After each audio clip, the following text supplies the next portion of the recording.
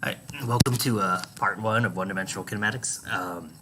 So I guess what we should probably start with is just basically defining what kinematics is. So anytime you see that prefix K-I-N-E, kina, right, you want to think about motion, right? So, from middle school science, you guys have learned about kinetic energy, right? What's kinetic energy? Well, it's the energy of motion. So anytime you see that K-I-N-E prefix, it's indicating that motion is involved, right? If you look at kinesiology, well, what's kinesiology, right? It's the study of how the human body moves, right? Trying to maximize that. So kinematics is your basic, most simplified description of motion in physics. So it gives us how fast is it going? How far did it go? How much time did it take? So it gives you very basic information as far as what is that object doing, right? So it's your most bare bones explanation of the movement of an object. So whenever we're talking about motion, right, we're talking about the change in an object's orientation or position. So we'll cover all different types of motion in this class, whether it's translational motion, an object moving from point A to point B, or rotational motion, an object rotating in a circle. And the path that it follows is what we call a trajectory. So just get used to that term. We're going to throw that out there a lot. Now, we model the motion of an object in several different ways. In the next video, we'll cover modeling motion graphically. That's going to be one of the huge ways. But one of the most basic ways is through the use of a motion diagram. Now, motion diagrams are very simple to understand. They're made simply so that anyone can look at a picture and go, okay, I understand what's happening. Is this thing speeding up? Is it slowing down? Is it moving at a constant speed? So basically, if you were to look at this image here of the kid on a skateboard, every time that you see the image of the kid, an equal amount of time has elapsed. So notice, so let's call this time equals 0 seconds, time equals 1 second, time equals 2 seconds, time equals 3 seconds. So between 0 and 1 seconds, he travels a certain distance. Between 1 and 2 seconds, he travels that same distance. Between 2 and 3 seconds, he travels that same distance again. So that tells us that in equal time intervals, he travels an equal distance, therefore he's got to be moving with a constant speed. If, for instance, we look at this jogger here, notice what happens. Again, this would be time 0, time 1, time 2, time 3. Between 0 and 1, she covers a very small distance. Between 1 and 2, she covers a larger distance. Between 2 and 3, she covers an even larger distance. So that tells us that as time is going on, she's covering more and more distance per second elapsed, which means that she has to be speeding up. Lastly, if we look at this car here, and again, time 0, 1, 2, 3, between 0 and 1 seconds, the car travels some distance. Between 1 and 2 seconds, the car travels a lesser distance. And between time 2 and 3 seconds, the car travels an even lesser distance, right? Which tells us that as time goes on, it covers less and less distance per 1 second interval, right? So that tells us that this car is coming to a stop, right? The car is slowing down, right? And so the nice thing about these motion diagrams is just by looking at them, you can tell what's happening, whether the object's speeding up, slowing down, or moving at a constant speed. We'll skip this one until we get to two-dimensional. So let's say we've got these scenarios. We've got two cars A and B. And we're to assume that there are equal intervals of time between the frames of both videos. Right, so this would be time equals 0, time equals 1, time equals 2, time equals 3. This would be time equals 0, time equals 1, time equals 2. Well, just by looking at them, which car travels the furthest in each second interval? Well, it would be car B, right? So car B is going faster. Now, what can we say about the overall speed of both cars, though? Well, we could say that both cars are traveling with constant speed, right? Both cars cover identical distances per time interval. Just car B covers greater distances per time interval, right? So both are traveling with constant speed, but car B is traveling with a greater constant speed. Now, we can boil down our motion diagram even further, right? If you're drawing out these motion diagrams, you don't necessarily want to draw, 5 instances of a car. So what do? We do what we call a particle diagram. So basically what we do is we imagine that all of the mass of that car can be condensed into a single point, right? So now, if we were to draw a motion diagram of a car stopping, like we saw earlier, instead of drawing the car 4 different times, right, we can just represent the car as a single particle, right? So it makes your life easier. Right, so these two diagrams, both the motion diagram of the car stopping and the particle model, both show the exact same thing. Right, they show a car that is slowing down.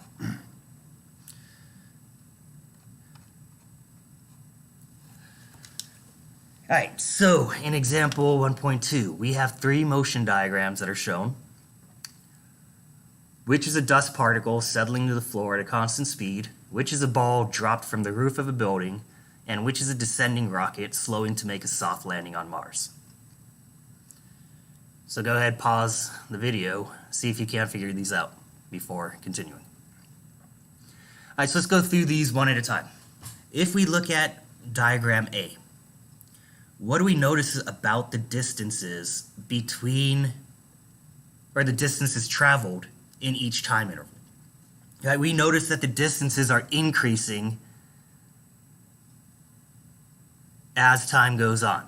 Right, between 0 and 1 seconds, it travels a little bit. Between 1 and 2, it travels a little further. Between 2 and 3, further, and so on, so on, so on. So what does that tell us about the object? Well, it's speeding up. So if we're looking at which one of these scenarios is an object speeding up, well, it would be a ball dropped from the roof of a building, right? Because it's being accelerated by the force of gravity. Now in B, notice that it covers an equal distance per time interval, right? So every second it travels an equal distance, right? That tells us that it's falling at a constant velocity, a constant speed. So we would have to assign that particle model to the dust particle settling to the floor at a constant speed. And lastly, part C, notice that the amount of distance traveled decreases as time goes on. Right? So between 0 and 1, it travels a great distance. Between 1 and 2, a lesser distance. Between 2 and 3, a lesser distance, and so on and so on. So that tells us that this object is slowing down. So that would best match a descending rocket slowing to make a soft landing on Mars. Now, we talk about position a lot.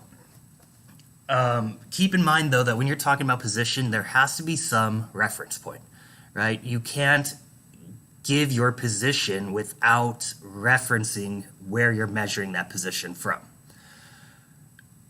So, for instance, I don't know, let's say, your friend calls you and asks you where you are, and you say, I'm 4 miles.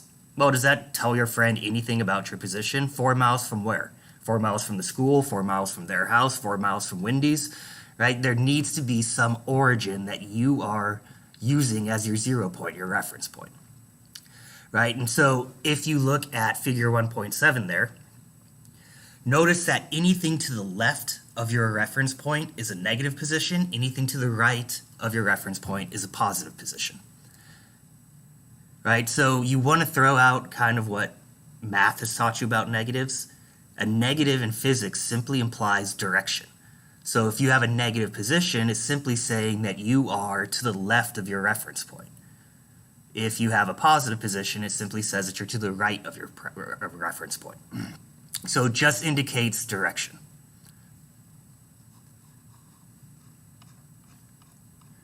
Now, in physics, we're going to deal with 2 different types of quantities. Things can be vector or they can be scalar.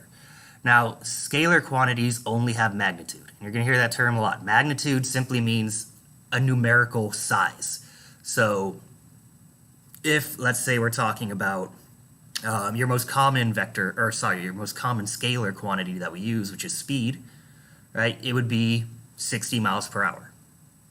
Right, so it just gives you the magnitude, the numerical value, the size of your speed. Whereas your vector quantities, they give you more information than your scalars do. They don't just tell you the magnitude, the numerical value, but they also tell you the direction in which the object is traveling, right? So your scalar quantities give limited information, whereas your vector quantities give you much more. So the vector quantity version of speed is velocity, right? And so speed simply says the object is going 60 miles per hour. So it tells you how fast it's going, but it doesn't give you a full picture of what's happening. Now, when you're talking about the object's velocity, well, it would be 60 miles per hour east, or to the right, or left, or whatever direction it's moving, right? So you get a better idea of what that object is doing. You don't just know how fast it's going, but you also know which direction it's going. So your vector quantities include both magnitude and direction, whereas your scalar quantities are simply a magnitude. So your common scalar quantities are distance and speed, and your vector quantities are displacement, velocity, and acceleration. So all of those include direction. Now, we do want to differentiate between displacement and distance.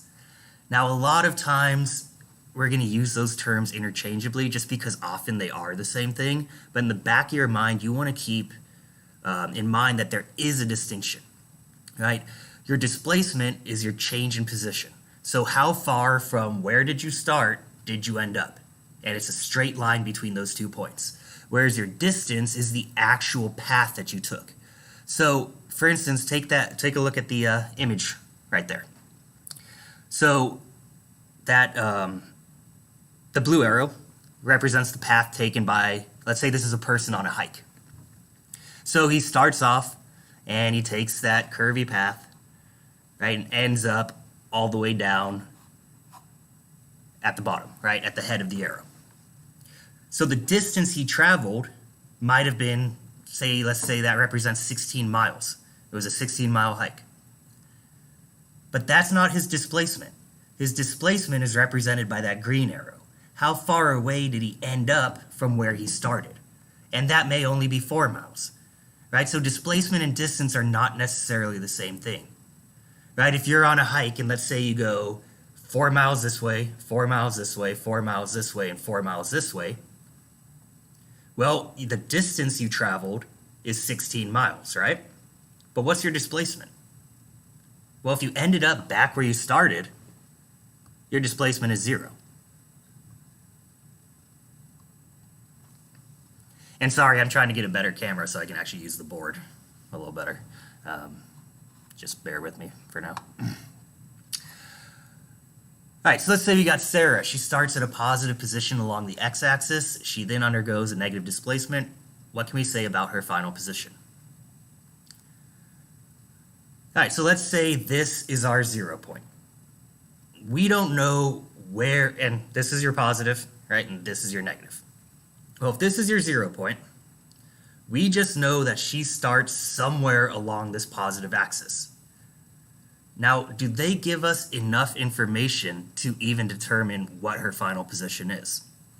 We don't know where along the positive x-axis she started, and we don't know the size of that negative displacement, right? So her position could be positive or it could be negative. So again, if this is a 0 point, let's say Sarah starts here at this positive position, and she undergoes just a small negative displacement.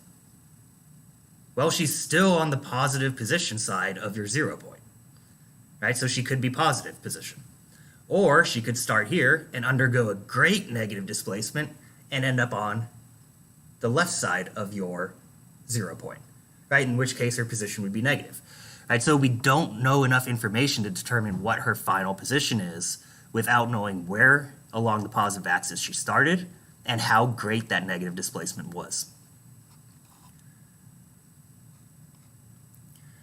All right, so the last thing we want to talk about real quick is speed and velocity. So again, we talked about it earlier. Speed is a scalar quantity. It simply tells you how fast something is going, whereas velocity is your vector quantity, which tells you not just the speed, but also the direction. Now, if we have an object that is moving in uniform motion, it means that it's moving at a constant speed, right? Uniform means consistent. So the formula for constant or average velocity is simply how far did it travel divided by the amount of time it took. So v is velocity, delta x is your change in position, and delta t is the time interval. So how far did it go and how long did it take? Right, and so that's your constant velocity equation, or also used for average velocity. Now keep in mind, if there's acceleration, you cannot use this equation. Right, so avoid wanting to use this equation when you don't see the term constant in there. Right, so we've got this example where albatrosses are seabirds that spend most of their lives flying over the ocean looking for food. With a stiff tailwind, an albatross can fly at high speeds. Satellite data on one particularly speedy albatross showed it 60 miles east of its roost at 3 p.m., and then at 3:15 p.m. it was 80 miles east. What was its velocity? Alright, well, it traveled 60 miles in 15 minutes, so you could find its velocity in miles per minute by taking, it traveled 20 miles in 15 minutes, right? Because it went from 60 miles east to 80 miles east.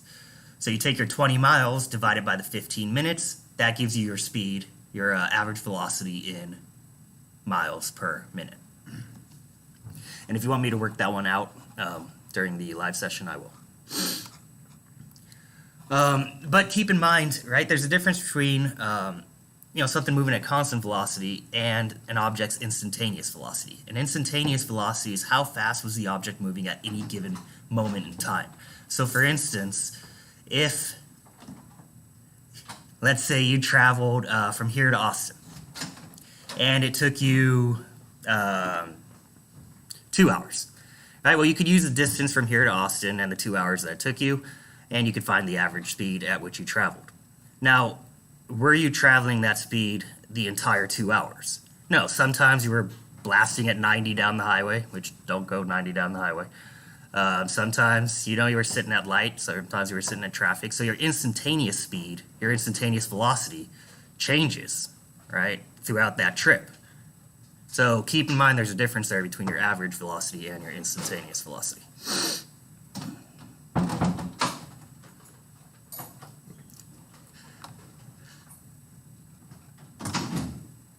And then acceleration. Your acceleration is, well, a change in velocity, right? So if your velocity changes, you are accelerating, right? And acceleration can be positive, acceleration can be negative, right? So keep in mind, when we're talking about velocity, we're talking about speed and direction.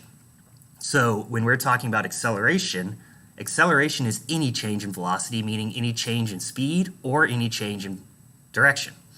Right, so an acceleration can be an object speeding up, it can be an object slowing down, or the one that people always forget, it could be an object changing directions. So by definition, anything going in a circle has acceleration.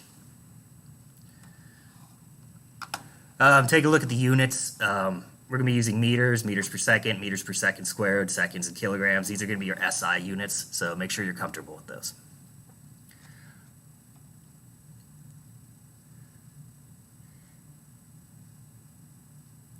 Now, the last thing we want to look at is this idea of relative motion.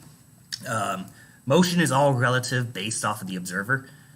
So, classic example here is, take for instance, let's say you're sitting on a train, and right in front of you, you've got yourself a bottle of water on the table, and the train is moving down the tracks. Well, you're sitting there, you got your bottle of water on the table in front of you. Relative to you, is that bottle of water moving? No, right? Relative to you, that bottle of water is stationary in front of you on a table. But let's say that you've got some dude who's standing on the tracks watching the train go by. And he manages to see that bottle of water in your window pass by. Well, relative to him, that bottle of water is traveling at whatever speed the train is. Right? So the frame of reference matters when you're talking about motion. Right? Relative to me, if you were in class right now, you would be sitting stationary at a table. Right? But then if we go up to the International Space Station, well, they're orbiting the Earth at high speeds. They're going to see you moving at high speeds. Right? So it's all relative to the observer. And keep that in mind next time you're driving down 377. Right? If you're driving down 377, there's a train going the same way, the train looks like it's moving very slowly, or it could look like it's moving backwards depending on your speed, right? But is it? Well, it depends on your frame of reference. And that's something we can talk about in our live section. I encourage you to think about that, ask questions. Now, in the next recorded video, I'm going to try to get up by, hopefully by Wednesday or Tuesday night, we will cover graphing. So I just wanted to basically hit, some of the major terms for you guys, some of the major ideas. And again, let me know if you have any questions. See y'all soon.